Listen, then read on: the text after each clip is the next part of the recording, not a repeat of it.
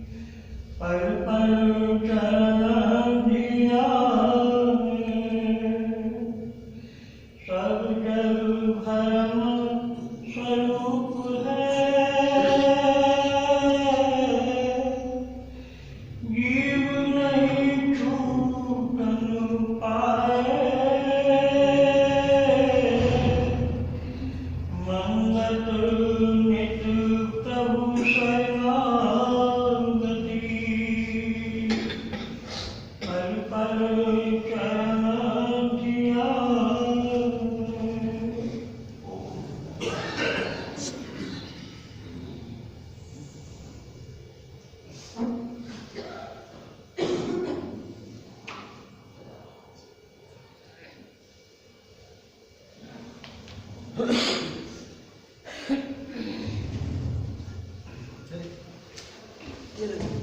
रे रे रे रे रे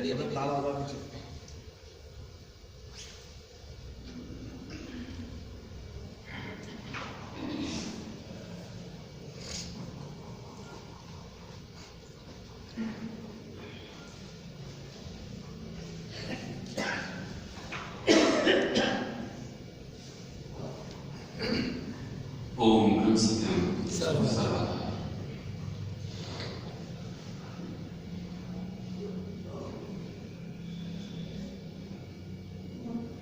सत्कर्मों से ही कल्याण मनुष्य का है। यह युग है निष्काम कर्म ही कल्याण मार्ग का मुख्य साधन है। आज इस विषय पर आपके सम्मुख विचार देने की कोशिश करेगा दास।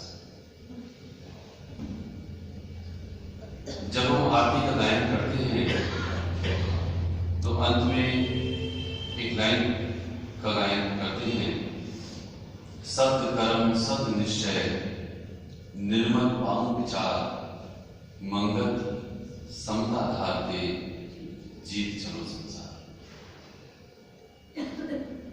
तो जो सत्य कर्म है, जो सत्य निश्चय है और जो निर्मल अर्थात मनहीन विचार है,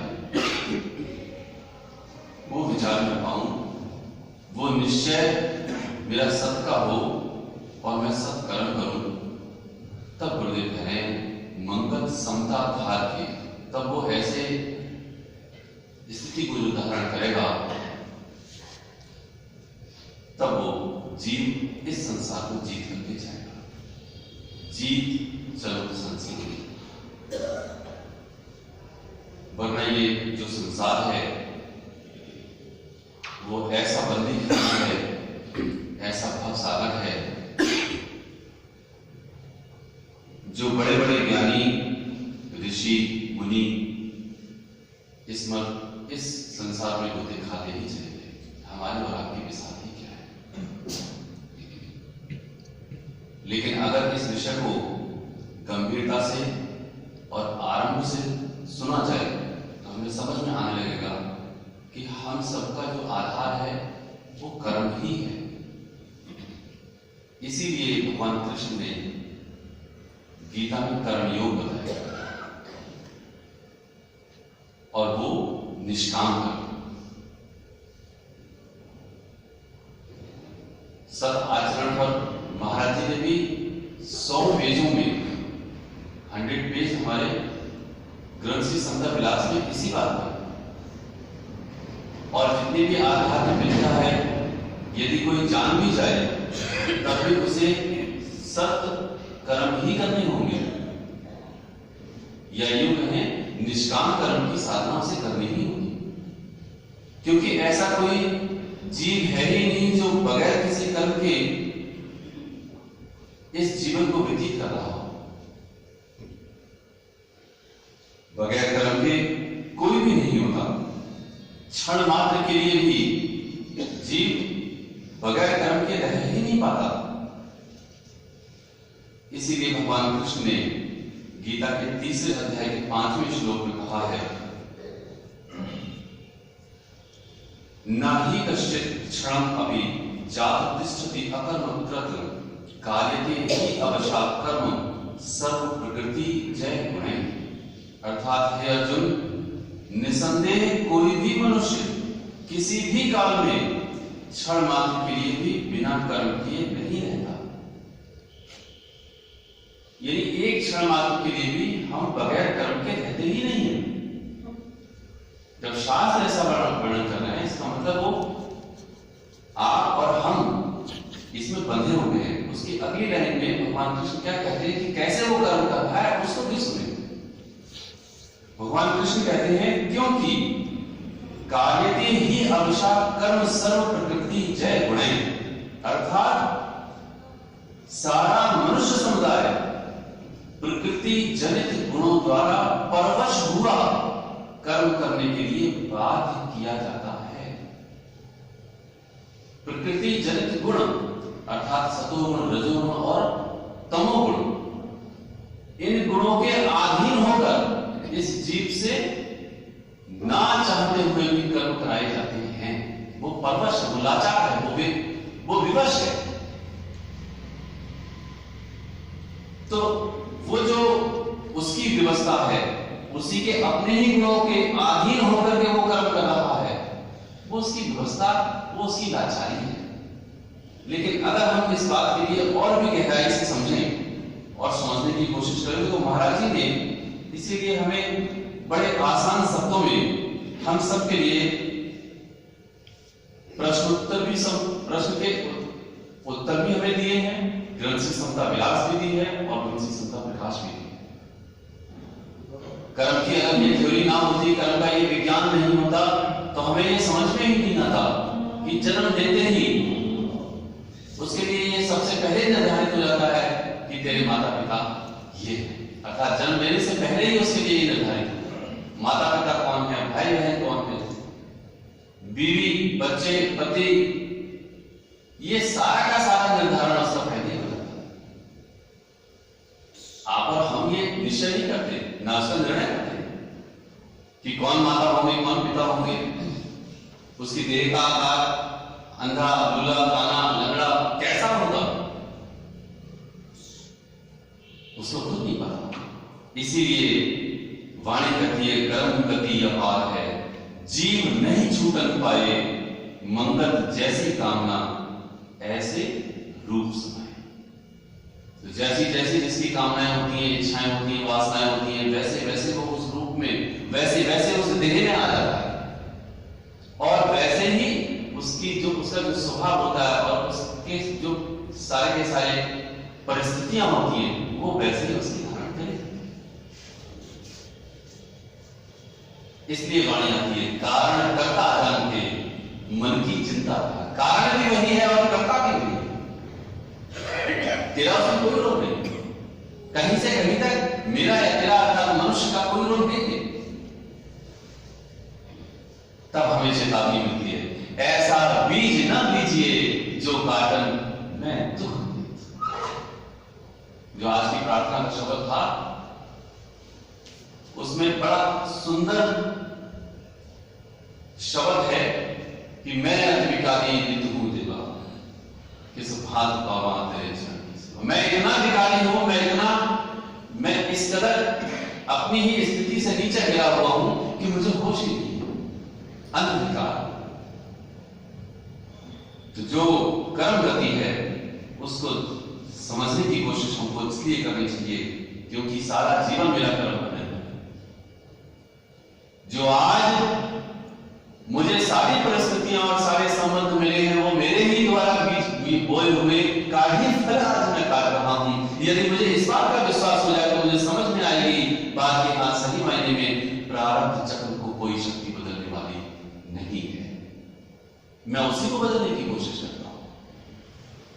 यदि मैं इस बात को स्वीकार कर लूं तो 99% जो मेरे दुख हैं, जो मेरी बेचैनी है वो मेरे खत्म हो जाएंगे।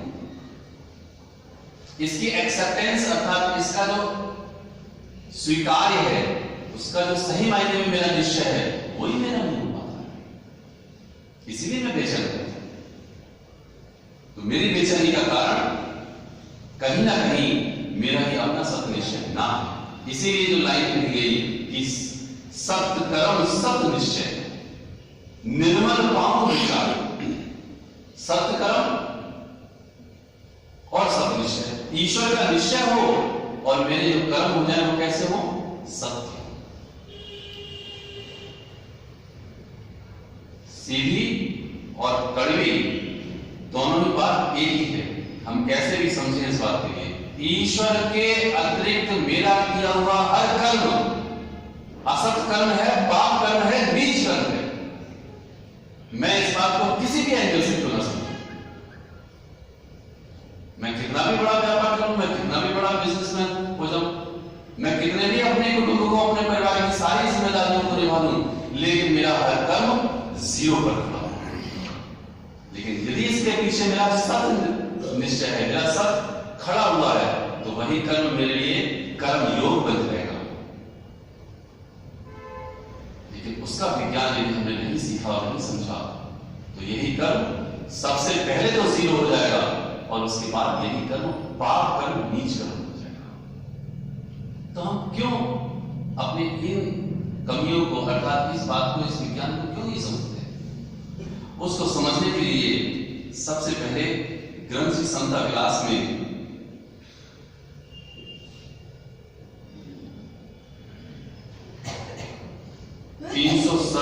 वचन में पेज पर एक 20वां वचन है, उसको ध्यान से श्रवण करें कि आखिर हम इस बात को क्यों नहीं समझ पाते। ये समता विवेक में है 20वां वचन। गुरुदेव कहते हैं जीव स्वभाव से कर्म अभिमानी है, जीव स्वभाव से कर्म अभिमानी है, इस बात से घोर जाल से छूटना अति कठिन है। यानी कर्म अभिमान से वासना प्रकट होती है और वासना से कर्म प्रकट होते हैं। कर्म अभिमान से वासना प्रकट होती है और वासना से कर्म प्रकट होते हैं।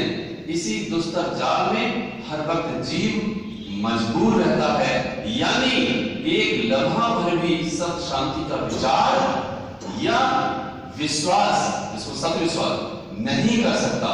यह ही स्वार्थ अंधकार जीवन है। जो शुरुआत हमारे कर्म विज्ञान की महाराज ने की है, उसको सबसे सरल तरीके से ये कहा कि जीव स्वभाव से ही कर्म अभिमानी है। जिस जिस कर्म को वो करता है उसका वो कर्ता बन जाता है, ये उसका स्वभाव है। ये कोई गलती नहीं करता है, ये उसका स्वभाव है। क्योंकि जिस स्वभाव के अधीन होकर के वो कर्म कर रहा है, वो कर्म वो एक कर्ता तो भाव में खड़ा हुआ है। जब तक वो करता है तब तक वो भोक्ता भी है।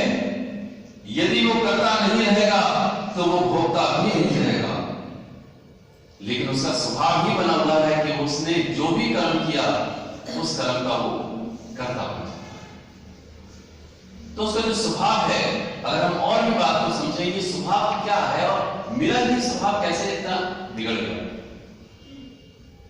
मैं इसी स्वभाव के आदमी कैसे हो गया। तो सुने, महाराज जी कहते हैं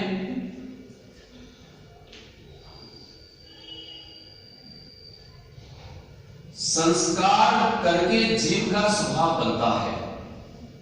अब देखो स्वभाव के लिए भी किस तरह से गहराई में हमारे लिए महाराज जी का मार्गदर्शन है कि ये तेरा स्वभाव मेरा स्वभाव, या यूं कहें जीव का स्वभाव कैसे बनता है। संस्कारों करके ही जीव का स्वभाव बनता है, मगर अपने संस्कार आप बदल नहीं सकता। ईश्वर ने बुद्धि दे रखी है मगर इस्तेमाल नहीं करता। बुराई को छोड़कर अच्छाई को ग्रहण कर सकता है, अच्छा कर्म करते करते बुरा कर्म करने लग जाता है। इस वास्ते हर घड़ी हर समय दिल को मजबूत करके सतमार्ग में दृढ़ता धारण करनी चाहिए। जो जो पक्के इरादे से शुभ मार्ग पर चलता है उच्चता को प्राप्त होता है। अच्छी संगत अच्छी तरफ ले जाती है। मलिन स्वभाव वालों की संगत करके बुद्धि मलिनता को प्राप्त होती है। संगत का असर लाजमी है। इस वास्ते बार बार सत्संग पर जोर दिया जाता है। सारा संसार असत रूप है और ईश्वर सत रूप। अज्ञानता से शरीर और शरीर को सत मानकर चला आ रहा है। जब विवेक बुद्धि पैदा होती है तब इधर से हटकर सत की तरफ कोई ही भाग्यशाली जीव दृढ़ हो पाता है। सत्संग में आकर चुप करके नहीं बैठे रहना चाहिए, विचार करना चाहिए। इसी तरह बुद्धि से भ्रम दूर होता है। तो वो जो स्वभाव है वो तेरे ही संस्कारों के वशीभूत होकर के, तू संस्कारों के वशीभूत होकर के जैसे जैसे कर्म करता है वैसा वैसा तेरा स्वभाव अर्थात वो जो पूर्व जन्म के संस्कार है वो दृढ़ हो जाते हैं। आज आप और हम सुबह 4 बजे उठने लगे, 1 दिन 2 दिन 4 दिन 10 दिन 20 दिन, आप देखेंगे कि 21वें दिन अपने आप आपकी आंख खुल जाएगी। क्यों? क्योंकि वो आपका फिर कैसा बन गया? स्वभाव, वो आपकी आदत बन गई। तो जिस कर्म को हम बार बार लगातार करते रहते हैं वही हमारा स्वभाव बन जाता है, और यही संस्कारों के अंदर संस्कार में परिणित होकर के हमारे ही चित्त में समा जाता है। और जब हम नेक्स्ट बर्थ में अर्थात नए जन्म को लेते हैं तो वो संस्कार के वशीभूत होकर के मैं हर कर्म को करने के लिए विवश होता हूं, मजबूर होता हूं, लाचार होता हूं, क्योंकि मैंने बार बार कर्म करके, नित्य प्रति कर्म करके वो अपना स्वभाव बनाया था। इसीलिए किसी को रह रह करके याद आती है कि हे प्रभु तू अंतर्यामी है, और किसी को 24 घंटे में किसी वक्त भी याद नहीं आती कि करता तू है, करता मैं नहीं। तो जैसा जैसा हम स्वभाव बनाए, जैसे कहते हैं तू करता तू हरता सर्व तेरी है, तो हम जैसा जैसा अपना स्वभाव बनाएंगे वैसा वैसा ही हमारा स्वभाव बन जाएगा, और इन्हीं संस्कारों को लेकर के हम नेक्स्ट बर्थ अर्थात अगले जन्म में लेकर के जाएंगे। तो जो सही मायने में जो मेरी कमाई है वो ये वाली कमाई है। तब तो वाणी आ रही है, सत संपत्त के कारणे जतन करो दिन रात, मंगल बसेरा दो घड़ी उठ चलना। तो जो मेरी सही कमाई है वो सत संपत्ति है, और मैंने सत को हटा दिया, मैंने संपत्ति की कमाई करना शुरू कर दी। तो जब मैं संपत्ति की कमाई करूंगा अपने, चाहे किसी भी तरीके से, यानी सत हट गया, ईश्वर हट गया, बाकी सारी कमाई कर रहा हूं मैं, तो मेरे संस्कार बनेंगे कैसे? आप प्रेम से बोले कि देखो संस्कार प्रेम में होते हैं, आप दूसरों की तारीफ करें, संस्कार तारीफ करें, आप दूसरों की बुराई करें तो बुराई वाले ही संस्कार करेंगे। आपका स्वभाव ही कैसे हो? तो कर्म कैसे करते हैं? इसीलिए बात है ये कि ऐसा बीज ना बीजिए, ऐसा बीज कभी मत बोइए। जैसा बीज बोलेंगे वैसा ही फल काटेंगे। ये बात हम छोटे से बच्चे को तो समझा देते हैं, लेकिन मेरे लिए आज भी समझ में नहीं आती कि अगर आंगन में मैंने आम का बीज बोया है तो मैं आम का ही फल काटूंगा, अगर मैंने बबूल का बीज बो दिया तो कांटे ही मिलेंगे मुझे। ये बात मुझे दृढ़ क्यों नहीं होती जब मैं कर्म करता हूं? तू आज किसी को दुख देगा तो बदले में तुझको दुख उसी अनुपात में बोए हुए बीज के तहत ही मिलेगा। एक आम का बीज बोते हैं, एक ही आम मिलता है क्या? जरा विचार करो। एक आम का बीज बोते हैं, एक ही आम मिलता है क्या? उसमें तो सैकड़ों मिलते हैं, हर साल मिलते हैं।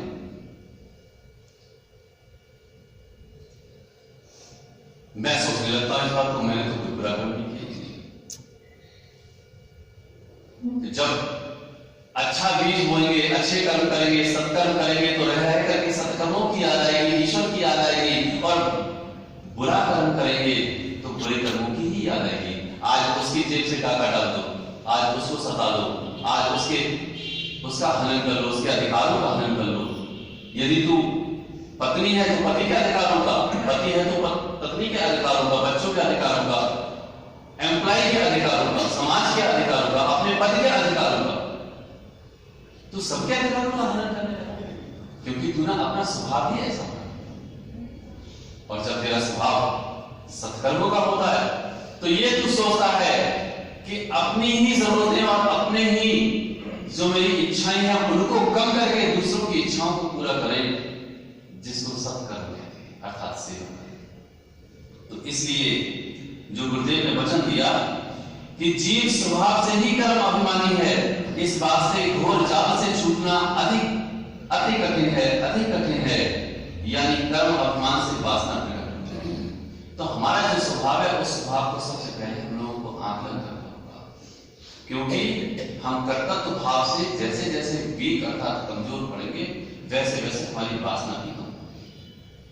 मेरी वासना ही इतनी अधिक हो गई है क्योंकि कर्म अभिमान से वासना प्रकट हुई है, और वासना से कर्म है। जैसे जैसे मेरी इच्छाएं होती हैं वैसे वैसे मैं कर्म करने में लग जाता हूं। आज मेरा 1 लाख का बिजनेस है, कल मेरा 10 लाख का होता है। आज मेरी 50,000 की सर्विस है और मैं उन्नत करूं, कोई साइड बिजनेस कर लूं और भी मेरी तरक्की हो जाए। आज मेरा छोटा सा घर है, एक दूसरा बड़ा सा घर हो आज मेरे पास ये कार है, दूसरी एक बड़ी सी कार। आज मेरे पास हर मामले में हर वैरायटी उसके लिए ऐसी लगती है। आज मेरा ऐसा लिबास है, दूसरा लिबास है। तो उसकी इच्छाएं दिन प्रतिदिन उसकी मल्टीपल होती है। गुणन में उसकी इच्छाएं होती है, कभी प्लस नहीं हुआ करती, और इच्छा तो कभी होती नहीं। इसलिए कहते हैं गुरुदेव, इसी दुस्तर जाल से हर वक्त जीव मजबूर रहता है, यानी एक लम्हा भर भी सत्य शांति का विचार या विश्वास नहीं कर पाता। तो ये विज्ञान है। यदि इस विज्ञान को हम इसी रेशों से समझें तो हमें समझ आएगा कि आखिर मेरा ही विचार ईश्वर में परिणित क्यों नहीं होता। गुरुदेव कहते रहे, एक लम्हा भर भी सत्य शांति का विचार या विश्वास नहीं कर सकता, क्योंकि तू स्वभाव से ही कर्म अभिमानी है, और कर्म उससे प्रकट हो रहे हैं, और कर्मों को करते करते तेरी वासनाएं कैसे करती चली जा रही, तुझे विचार आएगा कैसे?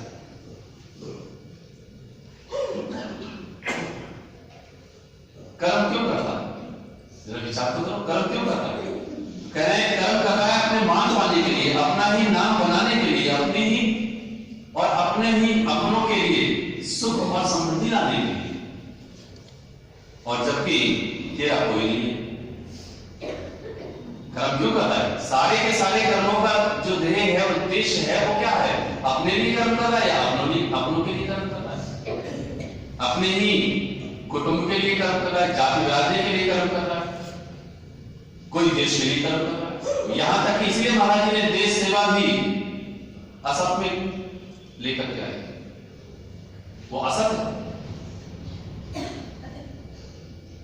सुनते हैं इस बात के लिए कि कोई संगी ना साथी न साजन जाए।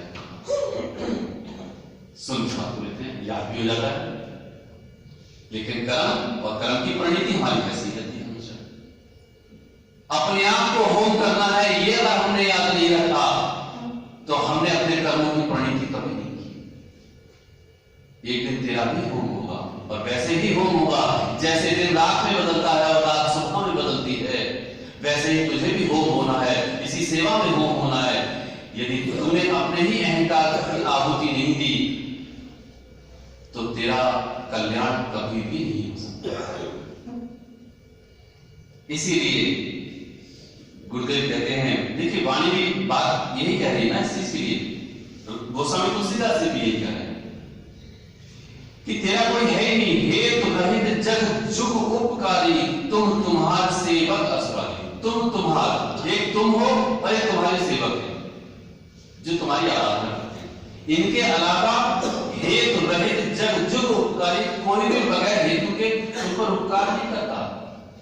एक तो तुम उपकार करने वाले हो और एक तुम्हारे भक्त हैं, अर्थात जो ईश्वर मार्ग पर चल रहे हैं, जिनका जीवन ईश्वर के लिए है, वो तुम्हारा हित चाहते हैं और गुरु चाहता है। एक गुरु और एक गुरु का भक्त अर्थात गुरुमुख, ये दो के अलावा संसार में तेरा कल्याण करने का अर्थात हित करने वाला कोई है नहीं। हेतु रहित, बाकी तो सब स्वार्थी है। इसलिए तू वक्त रहते इस विज्ञान को समझ और समझ करके कर्म कर। तो अब हमें कर्म कैसा करना है वो भी सुन लें। गुरुदेव कहते हैं, स्वार्थ और परमार्थ दो मार्ग प्रकट थे, एक भोगे निज सुख को, एक पर को निज सुख दे। दो ही मार्ग हैं, स्वार्थ का और परमार्थ। वो कह रहे हैं एक भोगे निज सुख को, स्वार्थ वाला मार्ग ऐसा है कि जो अपने ही सुख के लिए भोगता है। कोई कहे मेरे लिए तो कोई जरूरत नहीं है, मैं तो अपने बेटे के लिए या बच्चे के लिए या पत्नी के लिए, इन सब के लिए कर रहा हूं। वो तेरा ही एक्सटेंशन है, अपने लिए या अपनों के लिए, वो तेरा ही एक्सटेंशन है, वो तेरा ही फैलाव है। तो अपने लिए नहीं कर रहा, तू वास्तविकता में अपने लिए ही कर रहा है। तू कहता है कि हम ना, ऐसा विज्ञान को समझे तो सही मायने में तुम अपने लिए ही कर रहे हो। वरना बेटे के पेट में दर्द होता तो तुझे दर्द नहीं होता। जितनी बेचैनी तुझे होती है उससे ज्यादा बेचैनी उसके दर्द में किसी को नहीं होती। और पड़ोसी के बेटे के पेट में दर्द हो तो तुझे बेचैनी नहीं होती। इसका अर्थ यह है कि जो बेटा है वो बेटा तेरा ही एक्सटेंशन है। तू समझता है इसके लिए कि मैं बेटे के लिए कर रहा हूं ना, तो अपने नहीं कर, तेरी अपनी वासना है, तेरी अपनी इच्छा है ना लगा दिया तुमने बेटे के लिए, अपने बीवी के लिए, अपने परिवार के लिए, अपनी दादी के लिए ना लगा दिया। इसीलिए कहते हैं कि स्वार्थ और परमार्थ दो मार्ग प्रकट हुए। दो ही मार्ग हैं, एक स्वार्थ का और एक परमार्थ का। एक भोगे निज सुख को, एक पर को निज सुख दे, एक दूसरे को सुख देने के लिए रहे और एक अपने सुख, अपने को सुख देने के लिए। अब इसका परिणाम क्या होता है उसकी अगली लाइन सुनिए। निज सुख मोहित वो भय, निज सुख मोहित जो भय, सो रोवत चले हैं मीत, पर सुख को जिनसे ब्याह, सो चले जगत को जीत। जिन्होंने अपने सुख के लिए अर्थात स्वार्थ के रहते हुए अपना ही भोग भोगने के लिए कोशिश करी और जीवन जिया, वो रोते हुए जाते हैं और रोते हुए ही आते हैं। और कहते हैं पर सुख को जिनसे ब्याह, जिन्होंने दूसरों की खातिर अपना जीवन जिया, दूसरों के लिए सेवा की, वो कहते हैं सो चले जगत को जीत। वो इस जगत को जीत करके जाते हैं। जिसमें लाइन सबसे शुरू में दास ने कही थी कि मंगत समता धार के जीत चलो संसार, वो संसार को जीत चुके हैं। इसलिए गुरुदेव कहते हैं अपनी जरूरतों को ज्यादा से ज्यादा त्याग करके दूसरों की जरूरतों को पूरी कर। तेरी अपनी ही जरूरतें पूरी नहीं होगी तो दूसरे की जरूरत तू क्या पूरी करेगा? तो अपनी जरूरतों को जिसने कम से कम किया, लेकिन इस मार्ग पर वही सफल हो सकता है, इस विज्ञान में वही सफल हो सकता है जो अंतिम बात दास आपसे कह रहा है, वो है ईश्वरीय मार्ग अर्थात ईश्वर की प्राप्ति। जिसका लक्ष्य और जिसका आधार ईश्वर नहीं बना वो इस काम को नहीं कर सकता, वो निष्काम कर्मियों की साधना कभी नहीं कर सकता। सुबह और शाम का सब सिमरन इस सेवा के पीछे आधार उसका होगा तब ये काम करेगा, वरना कभी नहीं करेगा। कोई भी जीव बगैर सिमरन के निष्काम कर्म कर ही नहीं सकता, ये गारंटी है, ये सत्पुरुषों का वचन है। इसलिए निष्काम कर्मियों की साधना करें और सत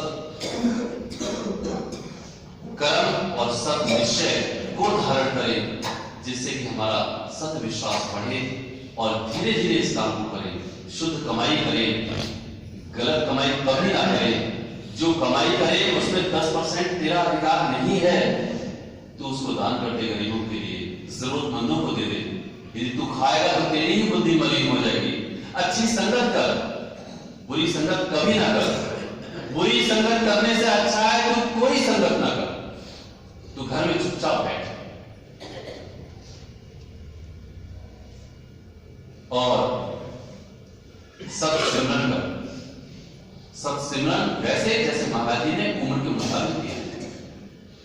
इसलिए हम सबको ये जो सब कर्म है और जो सब निश्चय है उसके गहरे विज्ञान को समझ करके अपने जीवन को उन्नत बनाना चाहिए, जीवन में धारण करना चाहिए, ताकि हमारा सब ओम ब्रह्म सत्यम सत। आज का दूसरा विचार परमादरणीय प्रेमी श्री शिवनाथ गुरुवार जी से प्रार्थना है कि वो आए और संगत के सम्मुख आज का दूसरा विचार परमादरणीय प्रेमी श्री शिवनाथ